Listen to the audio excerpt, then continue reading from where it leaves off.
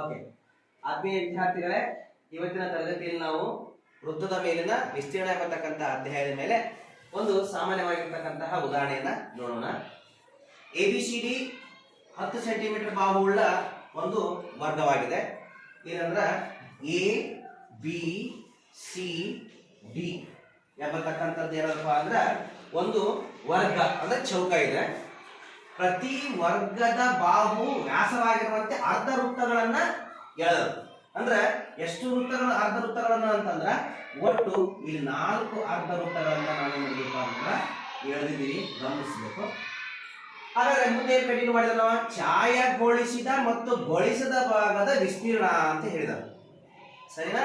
ಅಂದ್ರೆ ಹೆಂಗ್ ಕಂಡುಹಿಡಿಬೇಕು? ಇಲ್ಲಿ ಕೊಟ್ಟಿದ್ದಾನೆ ಅವನು 10 ಸೆಂಟಿಮೀಟರ್ ಬಾಹುವಿನ ಉದ್ದ ಅನ್ಕೊಂಡ, ಅಂದ್ರೆ ಪ್ರತಿಯೊಂದು ಬಾಹುವಿನ ಉದ್ದ ಎಷ್ಟು ಇರ್ತದ ಅಂದ್ರ 10 ಇರುತ್ತೆ. ಹಂಗಾದ್ರೆ ಇದು ಅರ್ಧ ಭಾಗ ಅಂತಂದ್ರೆ ಏನಿರುತ್ತೆ ಗಮನಿಸ್ಬೇಕು. ಅರ್ಧ ಭಾಗ ಅಂದ್ರೆ ಏನಿರುತ್ತೆ? ಅರ್ಧ ಭಾಗ ನೋಡಿ, ಅರ್ಧ ಭಾಗ ಅಂದ್ರೆ ಇದು 5, ಇದು 5. ಅಂದ್ರೆ ತ್ರಿಜ್ಯ ಏನಾಗುತ್ತೆ? ತ್ರಿಜ್ಯ 5 ಸೆಂಟಿಮೀಟರ್ ಆಗುತ್ತೆ.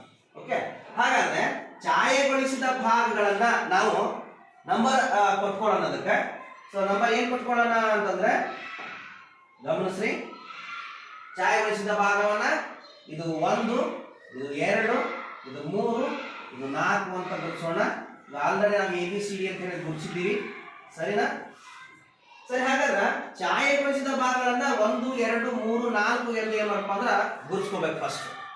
ತದನಂತರ ಏನ್ ಮಾಡ್ಬೇಕಪ್ಪ ಅಂದ್ರ 1 ಮತ್ತು 3ರ ಒಟ್ಟು ವಿಸ್ತೀರ್ಣ ಕಂಡುಹಿಡಿಬೇಕು. ನೋಡಿ, ಇಲ್ಲಿ 1 ಮತ್ತು 3ರ ಒಟ್ಟು ವಿಸ್ತೀರ್ಣ ಕಂಡುಹಿಡಿಬೇಕು. ಆ ನಂತರ 2 ಮತ್ತು 4ರ ವಿಸ್ತೀರ್ಣ ಕಂಡುಹಿಡಿಬೇಕು.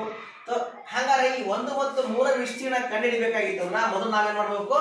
ಚೌಕದ ವಿಸ್ತೀರ್ಣವನ್ನ ಕಂಡುಹಿಡಿದು ಅದರಲ್ಲಿ ಅರ್ಧ ವೃತ್ತದ ವಿಸ್ತೀರ್ಣವನ್ನ ನಾವು 2 ಅರ್ಧ ವೃತ್ತಗಳ ವಿಸ್ತೀರ್ಣಗಳನ್ನ ಮೈನಸ್ ಮಾಡಬೇಕು. ಏನಂತಂದ್ರೆ 1 ಮತ್ತು 3ರ ಒಟ್ಟು ವಿಸ್ತೀರ್ಣವನ್ನ ABCD ವಿಸ್ತೀರ್ಣ ಮೈನಸ್ 2 ಅರ್ಧ ವೃತ್ತಗಳ ವಿಸ್ತೀರ್ಣವನ್ನ ನಾವೇನ್ ಮಾಡಬೇಕಾಗಿದೆ? ಕಳಿಬೇಕಾಗಿದೆ. ಸರಿ, ಹಾಗಾದ್ರೆ ABCD ಎಂಬುದು ಏನದ? ಒಂದು ಚೌಕ. ABCD ಏನದ? ಒಂದು ಚೌಕ, ರೈಟ್? ABCD ಒಂದು ಚೌಕ ಇದೆ, ಗಮನಿಸ್ಬೇಕು ನೀವು. ಆ ಚೌಕದ ವಿಸ್ತೀರ್ಣ ಕಂಡಿರ್ತಕ್ಕಂಥ ಸೂತ್ರ ಏನಾರ ನಮ್ಗೆಲ್ಲರಿಗೂ ಗೊತ್ತದ?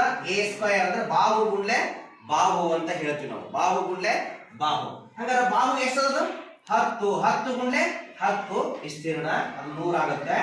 ನಂತರ ಇಲ್ಲಿ ನೋಡಿ, ಅರ್ಧ ವೃತ್ತಗಳ ವಿಸ್ತೀರ್ಣ.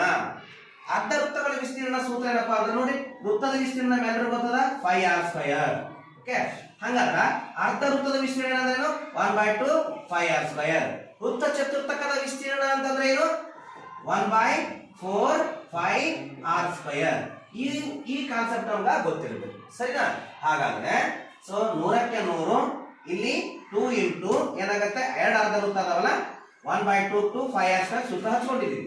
1/2 to 5 ಅಂದ್ರೆ ಎಷ್ಟು ಹಚ್ಚಿದ್ವಿ ನಾವು? 22 ಅಂಶ. ಸೊ ತ್ರಿಜ್ಯ ಎಷ್ಟಾಗುತ್ತೆ ಅಂತ ಹೇಳಿದೆ ನಾನು? ಇದ್ರ ಅರ್ಧ.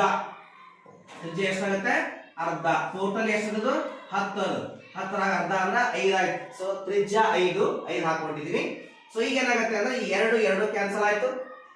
7 ಒಂದೇ, 7 3 21.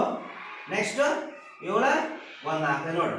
ಸೊ ಇದು ಗುಣಾಕಾರ ಮಾಡ್ಬೇಕು ನಾವು. ಗುಣಾಕಾರ ಮಾಡಿದ್ರೆ 100, ಇದು ಎಷ್ಟಾಗುತ್ತೆ ಅಂದ್ರೆ 78.5 ಆಗುತ್ತೆ. ಗುಣಾಕಾರ ಮಾಡಿ ಎಷ್ಟಾಗುತ್ತೆ ನೋಡಿ? 3.14 ಅಲ್ಲಿ ಎಷ್ಟು ಗುಣಾಕಾರ? 25. 4 100 10 ಕೈಲ ಇದೊಂದೇ 75 25 35 ಆಯ್ತು. ಇದೊಂದೇ 25 10 35 ಆಯ್ತು. 25 3 75 3 78. 2 ಸ್ಥಾನ ಬಿಟ್ ಪಾಯಿಂಟ್ ಕೊಟ್ಟು ಎಷ್ಟಾಯ್ತು? 78.5 ಆಯ್ತು. ಸರಿನಾ? ಹಾಗಾದ್ರೆ ಈ 100 ಒಳಗ 78.5 ಅನ್ನ ಕಳೀರಿ. ಎಷ್ಟು ಬರುತ್ತೆ ಉತ್ತರ? ನೀವು ಗಮನಿಸ್ಬೇಕು. 100ರಲ್ಲಿ 78.5 ಮಾಡೋಣ.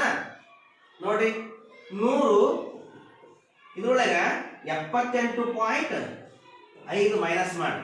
ಸೊ 10ರಾಗ ಇರೋದು 5, 10ರಾಗ 9 1, 10ರಾಗ 8 2, 1ರಾಗ 1 0. ಹಂಗಾರೆ ಎಷ್ಟಾಯ್ತದ ಉತ್ತರ? 21.5 ಸೆಂಟಿಮೀಟರ್ ಸ್ಕ್ವೇರ್. ಇದು ಯಾವ ಭಾಗದ ವಿಸ್ತೀರ್ಣ? 1 ಮತ್ತು 3ರ ವಿಸ್ತೀರ್ಣ. 1 ಮತ್ತು 3ರ ವಿಸ್ತೀರ್ಣ ಕಂಡಿದ ಮೇಲೆ ಈ 2 ಮತ್ತು 4ರ ವಿಸ್ತೀರ್ಣ ಸೇಮ್ ಇರುತ್ತೆ. ಸೊ ಆದ್ರೆ ಇದೇ ರೀತಿ ಅಂತ ನಾವು ಕಂಟಿನ್ಯೂ ಮಾಡೋಣ. ಇದೇ ರೀತಿ ಏನಾಗುತ್ತೆ ಅಂತಂದ್ರೆ ನೋಡಿ, ನೀವು ಗಮನಿಸಬೇಕು. ವಿದ್ಯಾರ್ಥಿಗಳ ಗಮನಿಸಿ, ಇದೇ ರೀತಿ ಏನಾಗುತ್ತೆ,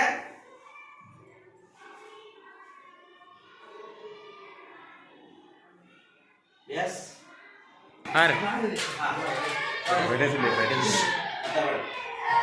ಇದೇ ರೀತಿ 2 ಮತ್ತು 4 ತಗೊಳ್ಳೋಣ. 2 ಮತ್ತು 4ರ ವಿಸ್ತೀರ್ಣ ಎಷ್ಟಾಗುತ್ತೆ? 21.5 ಸೆಂಟಿಮೀಟರ್ ಸ್ಕ್ವೇರ್ ಆಗುತ್ತೆ. ಹಂಗಾರೆ ಛಾಯೆಗೊಳಿಸಿದ ಭಾಗದ ಒಟ್ಟು ವಿಸ್ತೀರ್ಣ ಕಂಡುಹಿಡಿಯಲು ಹಂಗಾರ 1 ಮತ್ತು 3 ಈ ಭಾಗದ್ದು ಮತ್ತು 2 ಮತ್ತು 4 ಭಾಗ ಈ ಎರಡು ದೇಶದ 21.5 ಎಷ್ಟಾಯ್ತು ಅಂದ್ರೆ 43 ಸೆಂಟಿಮೀಟರ್ ಸ್ಕ್ವೇರ್ ಆಗುತ್ತೆ. ಇದು ಛಾಯೆಗೊಳಿಸಿದ. ಛಾಯೆಗೊಳಿಸಿದ ಭಾಗದ ವಿಸ್ತೀರ್ಣ ಏನು ಅಂದ್ರೆ ಒಟ್ಟು ABCD ವಿಸ್ತೀರ್ಣ 100 ಅದ.